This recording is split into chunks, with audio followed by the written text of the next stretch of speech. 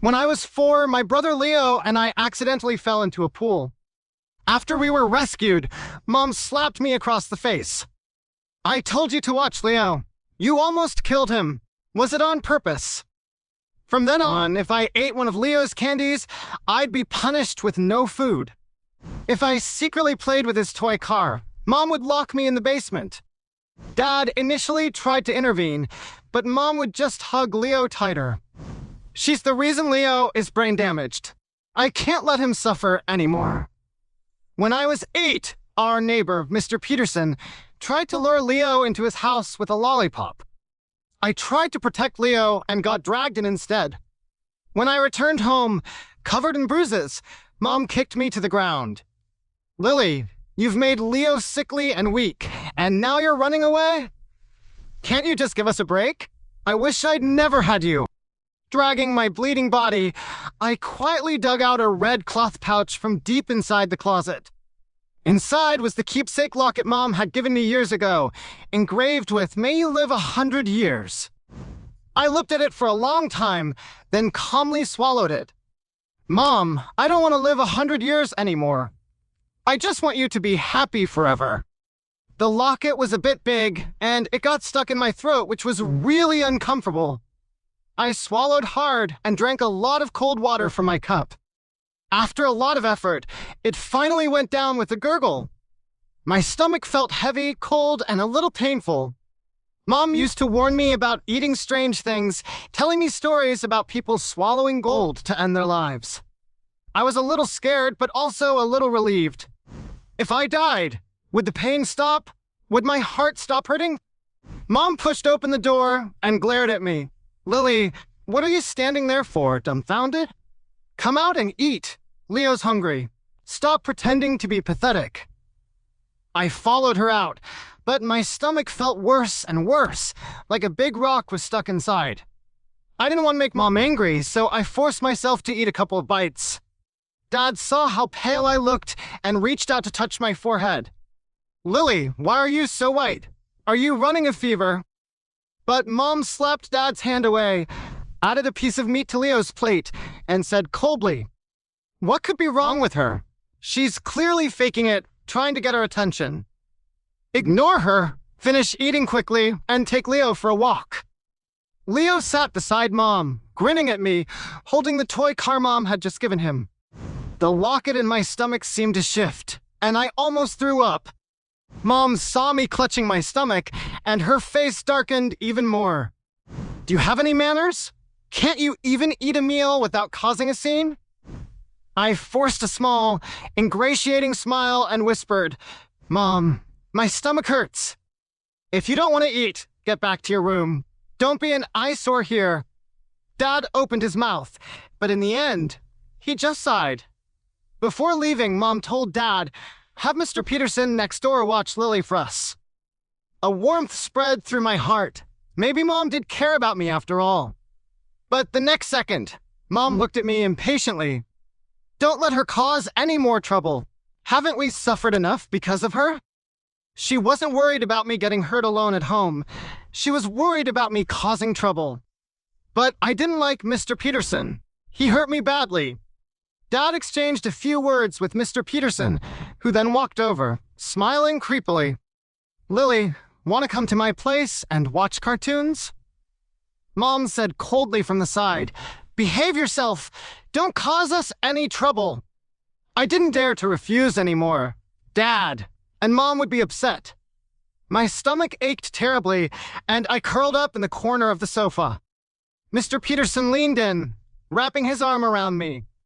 "Lily, what's wrong? Are you not feeling well?" His hand rubbed my back, and I shivered in fear. "I've fini." Mr. Peterson saw the cold sweat on my forehead, and his disgusting smile vanished. "Damn it! Don't you dare get sick here. Get back home now." He pulled me roughly off the sofa. My legs were wobbly, and he half-supported, half-dragged me back to our house. Mr. Peterson put me on the bed, haphazardly pulling the blanket over me, covering my head completely. His voice was particularly harsh. "When your parents come back, just say you were too tired and fell asleep. Got it?" Don't you dare say anything I did to you. Even if you did, no one would believe you. Actually, he didn't need to tell me. I wouldn't tell Mom and Dad anyway. Before, when stronger boys bullied me, Mom just said I was disobedient and misbehaved at such a young age. I bit down hard on my lip under the blanket, holding back my sobs. The blanket was thick, and I felt a bit breathless, but my body kept getting colder. Outside, I heard Mom and Dad bringing Leo home. Leo was giggling. "Mom, I want a story." Mom's voice was so gentle, I hadn't heard it in such a long time. Okay, Mom will tell a story to her little prince. Their laughter sounded so nice, like Leo's favorite musical box. But Mom never let me touch that musical box. I heard Mr. Peterson in the living room, speaking in a hushed voice. Lily was tired from playing. She looked completely worn out, so I brought her back to sleep. Mom seemed to say, "Good, she's asleep. Saves me the annoyance of looking at her." Dad seemed to say something, and Mom raised her voice again. "She's just a total curse. If only she had died instead, Leo wouldn't be like this." I couldn't hear the rest of the words. I was covered by the blanket in complete darkness. My stomach hurt so much, worse than when Mom hit me. There was a metallic taste in my throat, too. Mom and Dad, I feel so bad. Gold doesn't taste good at all. If I fall asleep, will you come and see me? When morning came, my stomach didn't hurt anymore. That metallic taste in my throat was gone, too. My body felt so light. I'd become a bubble, just like in Mom's fairy tales. I floated out of the blanket. It was so much fun. I could see my own little bed. The blanket was puffed up, and a small me was still lying inside. Mom pushed open the door, displeased. "Lily, the sun's high, and you're still not up. You need to go to preschool." I waved at her from the ceiling. "Mom, I'm up. I'm right here." But she couldn't hear me, couldn't see me. Mom's face was angry, glaring at the lumped-up blanket on the bed. Dad came too, sighing by the doorway. Let her sleep a bit longer. She seemed unwell yesterday. Mom turned and yelled at Dad. "Unwell? She's just lazy, faking illness to avoid school. Look how well-behaved Leo is. He dressed himself already." Leo bounced to the door and shouted, "Lily, the big lazy bug." I wanted to tell Leo the first wasn't a lazy bug. I didn't need to sleep now. But they couldn't see me, couldn't hear me talk. Mom angrily walked to the bed. I quickly floated down, wanting to hold her hand. But my hand passed right through her arm. She didn't pull back the blanket to look, still grumbling. Such a messy sleeper, wrapped up so tight. Mom took the empty water glass from my nightstand, snorting. All the water's gone, so she must be fine. I floated through the wall to the living room and saw Dad opening the door. Mr. Peterson poked his head in, asking, "Where's Lily? She's quiet today." Mom poked her head out from the kitchen. "She played too hard yesterday, can't even wake her up." Mr. Peterson seemed to let out a sigh of relief and quickly left. He must have been afraid I'd tell Mom and Dad about him hurting me. But I won't say anything now. The sunlight streamed in, but I couldn't feel its warmth anymore. My body felt continuously cold.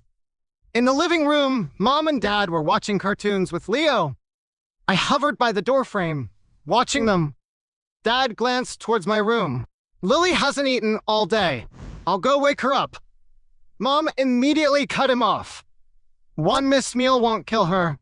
She's just playing on your soft heart, trying to manipulate you. She's so manipulative at such a young age. Don't mind her.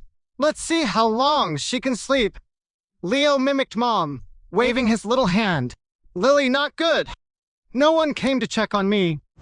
"Mom, I wasn't being bad. I really was awake. Look, I've been floating here for so long. It's just the me lying in bed. He doesn't seem to want to wake up anymore." In the afternoon, my friend Ethan from preschool came to find me. Ethan held up a Transformer toy, shyly saying, "Aunt Sarah, Is Lily here? This is a gift, Mom, and I bought for her. Mom's face instantly changed, looking very upset. She blocked the doorway, not letting them in, her voice stiff.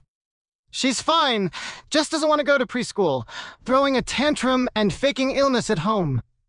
Ethan's mom, Mrs. Miller, looked a bit awkward, softly saying, "Sarah, Lily seems quite well behaved to me."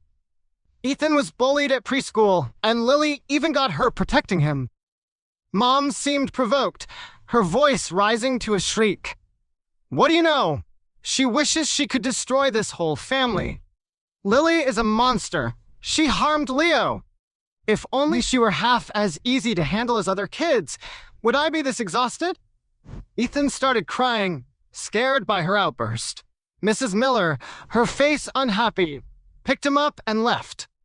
Mom closed the door, her chest still heaving violently, mumbling repeatedly. She's not well behaved at all. You've all been tricked by her. I floated beside Mom, looking at her twisted face, feeling a little sad. Mom, I really wanted to be a good kid who made things easy for you. Dad came into the bedroom once, standing by the bed for a long time. He sighed, whispering, "Lily, Dad knows you've been wronged. But your mom is almost having a breakdown because of Leo. She's suffering too."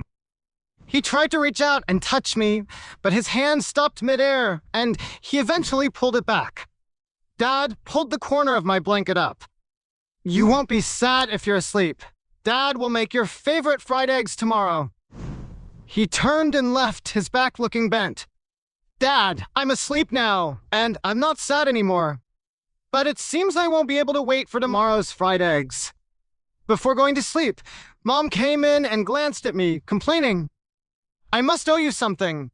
You were born to be a total curse." All day long, she just sleeps. Even a cat or dog would bring some joy. She walked to the bed.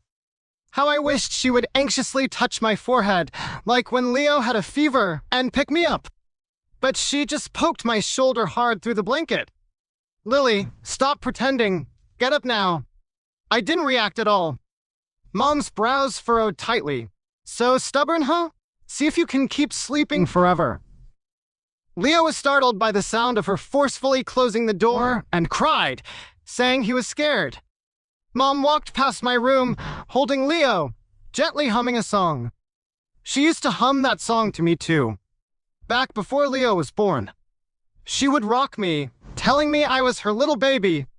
But that was a long, long time ago, so long it felt like another lifetime.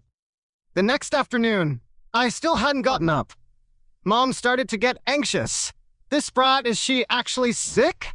She won't wake up no matter what I do. Dad also seemed a bit nervous. I'll go check on her. But Mom changed her mind again, stopping him. "Check what? She's just faking it. If you go now, you'll be playing right into her hands." They thought I was throwing a silent tantrum. But Mom and Dad, I wasn't mad at you. I just couldn't wake up anymore. Today, the house felt a little different. Mom bought a beautiful cake with cute little animals on it. I remembered it was Leo's birthday today. It was my birthday too. Leo and I were born on the same day. Mom used to smile and say it was a bond between brothers. Later, she said I had a tough fate and I was a jinx to Leo. Lots of people came over, Grandpa and Grandma Smith, Grandpa and Grandma Johnson. They brought so many gifts, all for Leo. The newest Transformers, nice overalls. No one remembered it was my birthday today too. And no one asked, "Where's Lily?" Leo, wearing his new clothes, ran around the living room like a little prince. Everyone was laughing, praising Leo for being cute and smart. Mom was smiling so happily, her eyes crinkling up. I started smiling too. That's good. Mom is finally happy. Grandpa Smith suddenly remembered something and asked, "Why haven't I seen Lily?" Mom's smile vanished instantly, her tone becoming impatient. "Don't mention her. She's throwing a tantrum in her room, hasn't gotten up or eaten for days, just deliberately trying to annoy us. On such a happy day, don't let her come out and spoil it." Grandma Smith sighed.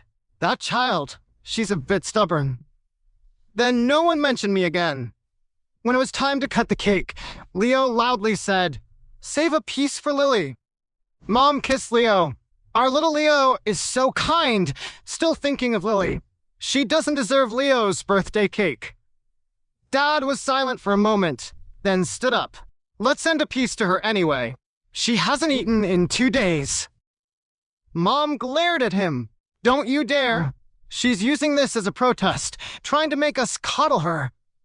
If we give in today, what will happen later? Dad looked at Mom's angry face and slowly sat back down. Outside, they were singing Happy Birthday. Happy birthday to you, happy birthday to you. It was for Leo. The singing was so loud, it almost made me unable to sleep. Mom, look, I'm not being bad. I'm not protesting. I'm making things easy for you. I won't eat Leo's candy anymore. I won't play with his Transformer cars, and I won't make you angry. The cake was eaten, and the guests were about to leave. Leo ran to his room, hugging a pile of gifts. As he passed my door, he timidly walked to my bed. Lily, wake up and play with the toy car. Accidentally, the toy car rolled under my bed, and Leo burst into tears. Mom was the first to rush over. Lily, Leo is kindly trying to play with you, and you made him cry? How could you be so wicked? There, Leo, don't cry. Mom will get it for you. She got down on the floor, reaching under the bed for the toy car. She found the toy and also the red cloth pouch. Mom pulled it out. The red cloth was unfolded, and the keepsake locket was gone. On it, written in crooked pencil, were a few words. Mom and Dad, I'm sorry. She froze, then looked up at the small lump on the bed that hadn't moved for days. Mom's face instantly turned ashen, her voice trembling. Lily,